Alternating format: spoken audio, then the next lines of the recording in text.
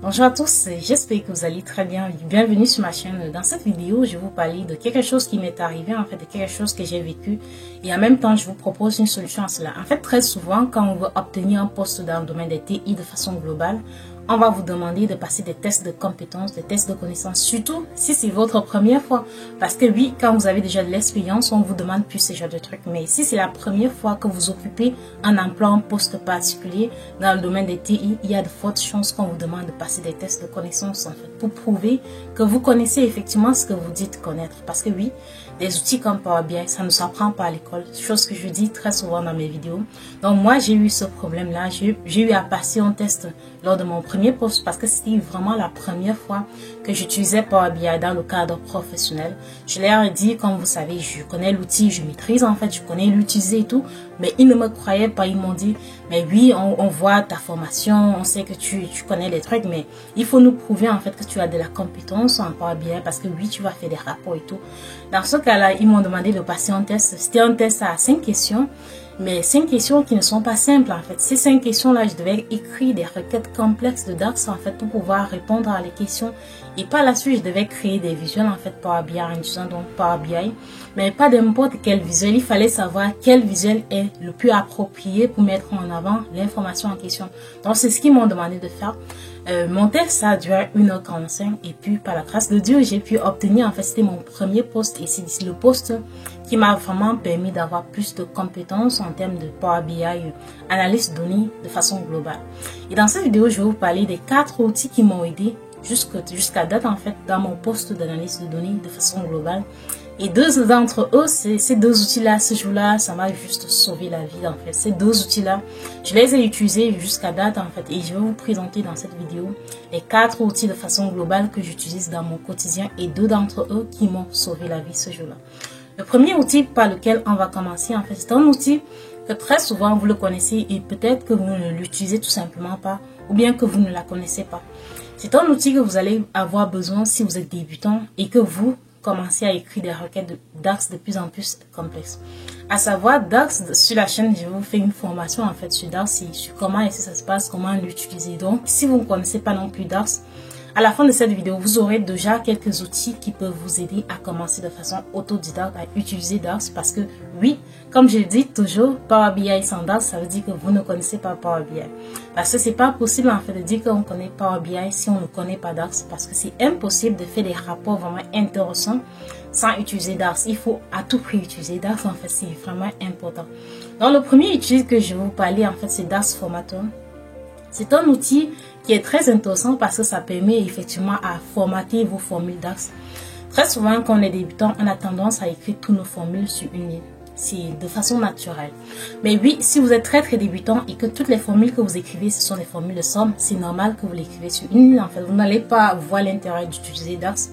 Mais quand vous allez commencer à écrire des formules vraiment complexes, des formules avec plusieurs en fait, fonctions, vous allez vous rendre compte que c'est vraiment important pour que votre requête semble professionnelle. C'est vraiment important pour que votre expression semble professionnelle d'utiliser DAX Formatter.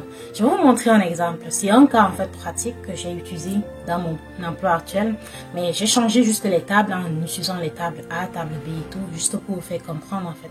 C'est une simple requête qui fait la somme en fait des montants qui sont présents dans une table qui ne sont pas dans une autre table. Je l'ai nommé par A et B, mais ça doit filtrer pour les montants en fait avec ce sont des commandes, donc ça doit filtrer sur les commandes qui sont dans la table A, mais que leur version est la plus récente.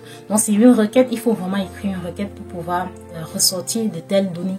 Donc c'est le cas ici, raison pour laquelle donc avec un débutant, il va écrire toute la requête sur une ligne. Vous pouvez voir, ce n'est vraiment pas beau en fait, ce n'est vraiment pas lisible. Si une autre personne prend votre requête et voit que vous écrivez du tout sur la ligne, ce ne sera pas lisible en fait pour la personne. Donc c'est l'endroit où DAX Formatter vient. Si vous partez donc sur internet, vous entrez DAX Formatter, vous allez voir, ça va vous permettre en fait de formater votre requête. Par exemple, si je mets ma requête que j'ai écrit tantôt, vous allez voir que c'est vraiment intéressant. Avec DAX Formatter, vous allez pouvoir en fait formater la requête en question pour montrer quelque chose de beaucoup plus compréhensible, de beaucoup plus beau. Et comme vous voyez donc, c'est possible aussi de changer en fait le thème en fait de noir du mode sombre en mode clair selon ce que vous voulez. Vous pouvez aussi aller dans les settings et puis changer d'autres choses si vous voulez. Mais moi, je laisse par défaut. Et puis, vous voyez que c'est vraiment intéressant. Moi, je l'aime vraiment. C'est intéressant. Et puis, je l'adore. En fait, je l'utilise quand je fais des requêtes complexes. Mais il y a quelques règles que je vais vous apprendre pour comment, en fait, faire DAX, en fait, sans avoir à passer par des requêtes, par DAX formateur pour formater votre formule. Vous pouvez vous-même le faire de façon naturelle comme ça. Mais il faut apprendre les règles de cela. Donc, le deuxième outil que je vais vous montrer, donc, ça s'appelle, c'est un outil que moi j'ai utilisé lors de mon test. C'est ce que je vous disais tantôt. Le deuxième outil, ça s'appelle DAXGuide. C'est vraiment intéressant. C'est un outil qui m'a vraiment sauvé la vie en fait. Donc, tout ce que vous devez faire, c'est aller sur Internet, donc taper sur DAXGuide. Donc, vous allez directement entrer sur le site. Vous prenez le premier lien qui s'affiche comme d'habitude. Cliquez dessus, vous allez entrer sur le site. C'est un site très intéressant. Ça vous montre en fait toutes les fonctions DAX, les formules, tout ce que vous devez connaître sur DAX en quelque sorte. C'est là-bas, c'est comme un document, une documentation de DAX. C'est vraiment intéressant parce que si vous ne connaissez pas une fonction, comment ça s'applique, en fait, comment ça s'utilise et tout, vous venez dans DAXGuide, vous cherchez la fonction, vous pouvez la trier de A à Z, vous pouvez la trier par groupe, donc sont les fonctions, les opérations et tout. Vous pouvez chercher même une fonction spécifique, ce qui est merveilleux en fait. Et à chaque fois, quand vous allez cliquer sur une fonction, ça va vous montrer comment utiliser la fonction en question. Ça va vous montrer un exemple pratique en fait de comment utiliser la fonction, ce qui est bien.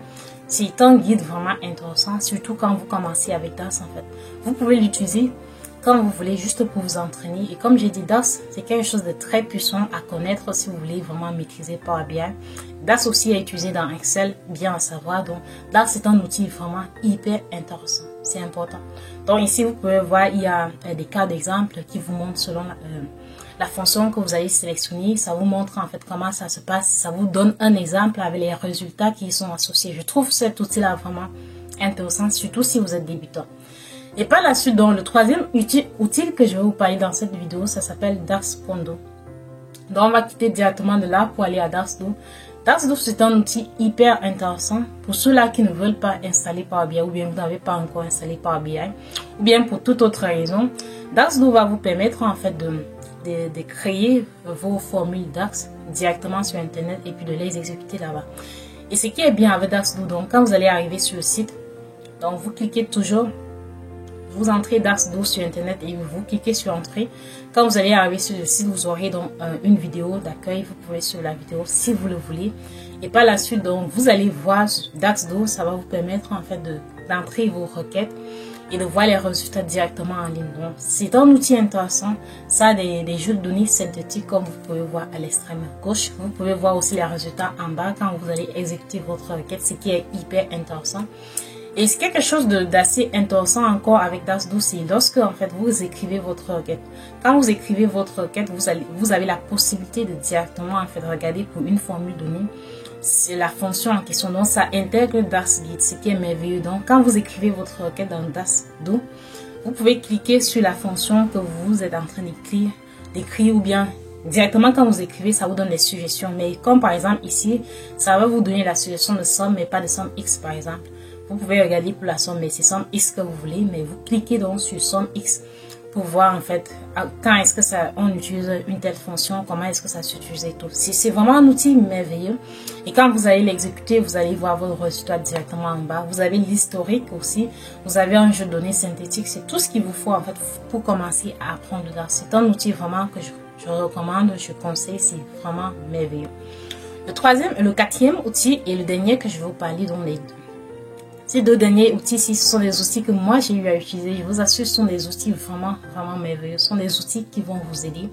Le dernier outil, donc, ça s'appelle le DAXPattern. C'est un outil très intéressant. Je vous assure, c'est un outil qui va vous aider en fait à vous éviter de vous casser la tête sur certains trucs. Très souvent, quand vous vous posez des questions, que ce soit dans votre entreprise, de comparer les ventes, de comparer les trucs avec les périodes précédentes, des requêtes qui sont parfois compliquées, mais qui sont globales en fait, des requêtes qui reviennent tout le temps. Vous n'avez pas à recréer toutes les formules. En fait, vous partez dans DasPattern, vous regardez les formules qui existent déjà et qui sont reliées à votre requête. Je trouve ça vraiment merveilleux en fait. Parce qu'avec DasPattern, il y a vous allez voir, il y a plusieurs patterns qu'ils ont déjà créés. Ce sont des choses des fonctions qui existent déjà. Ils vous montrent, par exemple, pour comparer les données de telle période avec telle période précédente, vous deviez utiliser telle formule, vous deviez relier les tables d'une certaine façon. Et puis, vous allez écrire la formule si la mesure ci sur telle table, la mesure ci sur l'autre. Vous allez mettre comme ça. C'est vraiment merveilleux en fait.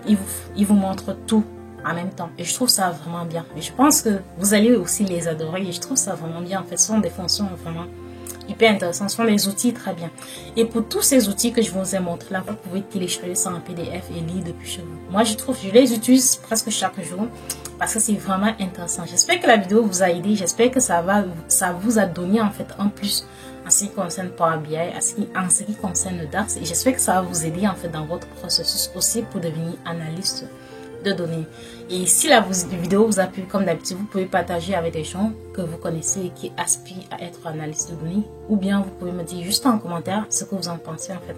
Est-ce qu'il y a d'autres outils que j'ai oubliés? Surtout me le dire en commentaire. Merci beaucoup.